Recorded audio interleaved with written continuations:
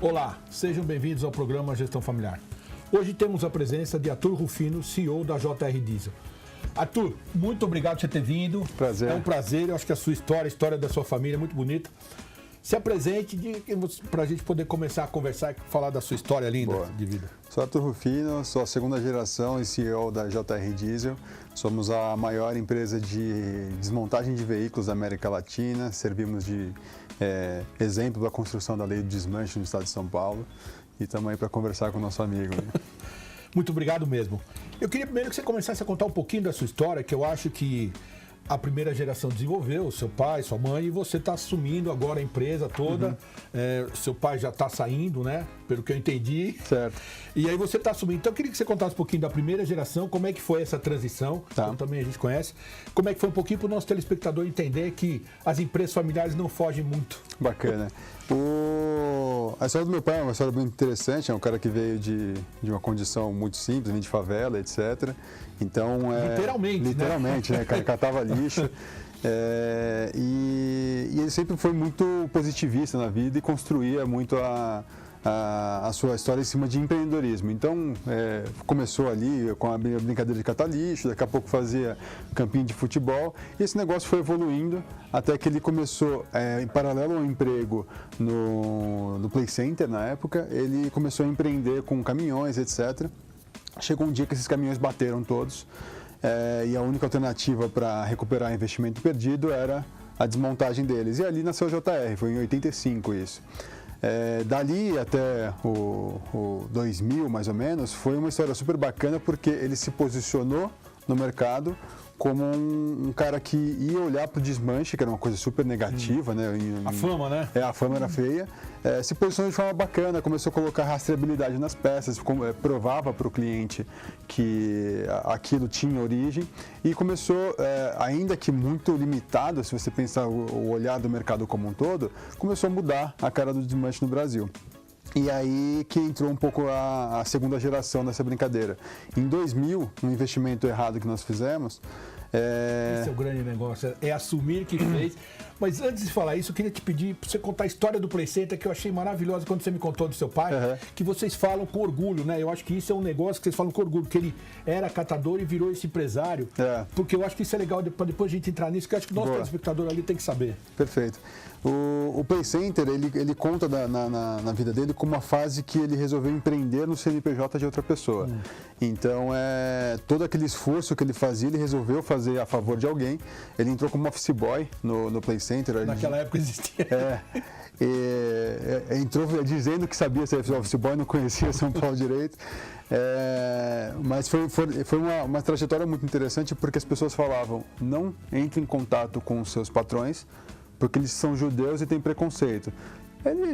Seu pai é explica. Meu pai é negro, etc. Mas ele era semi-analfabeto na época. Então ele falou: não sei o que é preconceito, não sei o que é judeu, vou entrar onde eu quiser.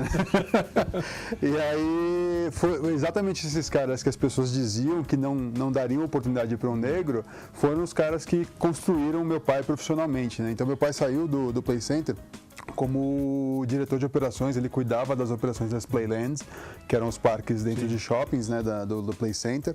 E a educação profissional dele ali foi sensacional, obrigaram ele a voltar para a escola, ele chegou a começar uma faculdade ali. E quando ele saiu para a JR Diesel, quando esse empreendimento paralelo que ele tinha deu errado, ele teve a oportunidade de pegar tudo que ele aprendeu no Play Center, que era a questão do encantamento, a limpeza, etc., e trazer para dentro de um negócio que era super marginalizado. Então, acho que o casamento dessa experiência super oportuna com um mercado que ninguém olhava de forma bacana, construiu ali um negócio meio esquisito pelo lado positivo no Brasil. Legal, agora vamos falar da sucessão. Porque eu acho que essa história tinha que ser contada, porque as pessoas têm um problema de preconceito. O seu Geraldo, pai dele, não tem preconceito nenhum, é um cara muito tranquilo, muito bem resolvido, sabe o que quer e a família... Então, acho que por isso que eu pedi para contar essa história, que eu acho que é maravilhoso isso.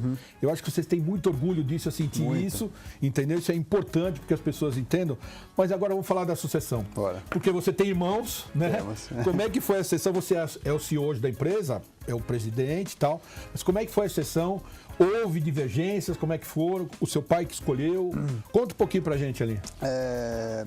O meu pai fez um investimento errado na 98, 99, onde a gente olhou para o mercado de concessionárias também. Então a gente já era bem sucedido na parte da desmontagem de veículos, focado em caminhões, e começou a olhar para o lado da concessionária também. E aí a gente pegou uma marca americana de caminhões que começava a se estruturar no Brasil.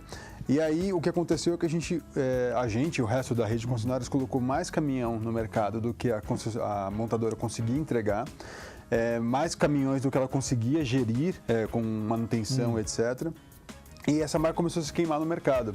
E aí com a questão de eleição presidencial, que também estava na iminência ali, eles resolveram sair do país, essa montadora, e a nossa empresa quebrou. Essa empresa que era a JR Veículos na época. Isso é perseverança, hein? E aí foi um momento muito bacana na nossa história, porque eu e meu irmão, nós éramos dois playboys de carteirinha, a gente não tinha competência para nada, a gente só vivia ali do que meu pai construiu ali. O cara teve uma infância muito pobre e aí queria fazer pelos filhos tudo que ele não teve, né? E estava acabando com a nossa educação, né, ali ao pé da letra. E foi um momento bacana porque aí obrigatoriamente tivemos que trabalhar, era a única coisa que tinha para fazer além da escola, né? E de 2003 a 2008 nós ficamos, a JR Diesel, que é o centro de desmontagem, ficou em Concordata, não tinha RJ ainda. E esse período foi o período onde eu e meu irmão viramos mocinhos, né? Eu, ainda mais pro lado do vagabundo ali, eu olhava muito o que acontecia. Seu irmão é mais novo ou mais velho? Meu irmão é mais novo. Mais novo. Igual meu pai, mesmo perfil, mais agressivo, muito focado em vendas, etc. E eu sempre fui mais introvertido, eu era muito mais, um olhar mais estratégico, mas vagabundo pra cacete. Meu irmão era o cara que... Tá falando bem, tá assumindo. Esse é o grande aprendizado, entendeu? Meu irmão era o cara que trabalhava mesmo. Então, eu nunca me vi como sucessor do meu pai. Ninguém via também, não era só eu. Mas a partir de 2008 ali, o meu problema era que eu queria casar e eu não tinha ainda estrutura financeira para oferecer para a moça. Então eu falei, agora eu preciso trabalhar de verdade. E aí eu comecei a me esforçar um pouco mais para começar a mudar as coisas dentro da empresa. Por que eu queria mudar as coisas? Não era a favor da empresa ainda, era muito egoísmo ainda, porque eu queria criar um ambiente onde eu me sentia bem lá dentro, já que eu não tinha oportunidade fora. Esse é um grande depoimento que ele está dando, hein? E aí, ali eu comecei, eu gostava muito de construção, então eu comecei ali a reformar o escritório da empresa para mudar o aspecto físico, etc. Como é que a gente ia receber clientes e fornecedores. E aí ficou pronto, deu um efeito acima do que eu esperava e totalmente acima do que a empresa esperava, meus pais. E aí eu comecei a construir ali tanto minha credibilidade para com os funcionários dos meus pais, mas também na questão da minha autoestima em relação ao meu profissionalismo, né? E nessa brincadeira eu comecei a mudar um processo, comecei a mudar uma estrutura, e aí quando eu pedi pro meu pai para viajar ao mundo e entender esse negócio fora do país. Acho que na cabeça do meu pai, naquele momento, ele olhou e falou... Ele quer passear. Exatamente. Virou vagabundo de vez. Ele quer passear. Porque na cabeça do seu pai deve ser difícil. Falou, nem eu viajei, não conheço. E ele quer viajar. Mas no final ele deixou, ele viu que o meu pai sempre se esforçou muito para manter os filhos muito próximos. Ele trabalhava muito, mas era um pai que queria a galera por perto. Então a forma de manter era botar para trabalhar. Familiar, que é todo mundo unido debaixo das asas. Mas foi bacana, eu conheci 9 países para olhar esse modelo de negócio mesmo. Fiz direitinho, não fiquei passeando, né? Eu olhei. Mas o interessante é que cada um desses países tratavam o desmanche, a desmontagem de veículos de uma forma totalmente diferente. Nenhuma era igual à outra, mas todos tinham um pouquinho para emprestar para o nosso case, né? Por que eu comecei a querer construir dentro da JR Diesel um modelo de negócio diferente ali? Eu entendia que em algum momento alguém ia cismar com o nosso mercado e ia proibir o segmento. E eu achava que a gente tinha que estar preparado para mostrar uma cara mais... Uma transparência maior. Um profissionalismo, transparência, etc. E foi aí que a gente começou a construir a atual JR Diesel. A gente, depois de 2008, já conseguiu voltar a investir na empresa, o caixa já ficou bom de novo. E aí meu pai começou a me liberar e aí começou a fortalecer aquele caminho que eu já comentei. Eu ganhando autoestima em relação ao meu profissionalismo e ganhando a confiança de quem trabalhava comigo lá dentro. A hora que esse troço todo ficou pronto, já tinha uma estrutura mínima de governança, a gente colocou um RP TOTOS que era totalmente incompatível com o nosso mercado, usou muita assessoria de imprensa para mostrar o resultado do trabalho que a gente fez.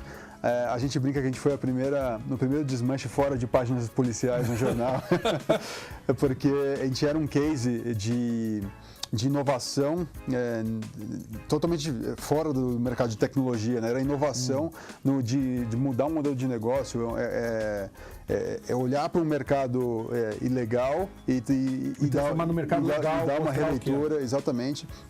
Esse negócio deu muito certo. Então, de valor econômico, isto é dinheiro, etc., a gente teve em todas as mídias importantes aí de negócios, e em algum momento a gente saiu também do Brasil e começou a aparecer em materiais de imprensa de negócios, mas focado em fusões e aquisições. Foi aí que veio um grupo americano. É o maior desmanche do mundo, esses caras. Hoje eles estão faturando alguma coisa na casa de 9,4 bilhões de dólares. Pelo amor de Deus, tudo isso com desmanche. E a gente estava ali na época faturando os nossos 40 milhões de reais. E aí esses caras vieram numa reunião muito interessante, onde eles pediram para que eu apresentasse a empresa. Meu pai não participou porque ele nunca participava muito dessas coisas que não eram o core do negócio, e os caras falavam inglês, não era a praia dele. Apresentei o negócio para eles, eles pediram uma TV para apresentar a empresa deles, apresentaram, mostraram a EBITDA, que eles tinham capital aberto na Bolsa de Nova York, etc. E aí os 3 últimos slides eram: nossa estratégia de crescimento são aquisições, já compramos 700 e poucos desmanches, etc. O penúltimo slide: o que fazemos com os adquiridos? Os adquiridos viram gerentes das operações por no mínimo X anos, não sei o que, blá blá, eles têm uma vida assim, assim, assado. O último slide: próximos passos para a JR Diesel. Eu fiquei olhando assim, como assim? Esqueci de perguntar para o chefe lá em cima. Aí foi uma experiência interessante de quase 5 meses aí que a gente ficou numa negociação. Foi um choque muito grande para meus pais. Minha mãe também vem de favela. Sua mãe também? Minha mãe também. Minha mãe é da Brasilândia, aqui em São Paulo. E aí eles se viram no momento em que tudo aquilo que eles construíram, primeiro eles descobriram que era vendável. Segundo, que valia mais do que 9 dígitos. E que eles nunca imaginaram que isso pudesse chegar nesse tamanho. Exatamente. E foi um choque muito grande para eles. Mas nesse vai e vem de negociação, o dia que eu peguei o avião para ir para Orlando e sentar meio que uma última reunião com os caras, eu vi no olho do meu pai que eu ia acabar com ele se eu vendesse a empresa. Como todo dono de empresa. Exatamente. Ele não estava preparado, a notícia foi muito rápida para ele. E depois ele vai imaginar o que eu vou fazer. Mesmo com dinheiro, para ele deve ser duro. Exatamente. Arthur, nós estamos chegando ao final do nosso programa. Eu te falei que era rápido. Foi maravilhoso a sua história aqui.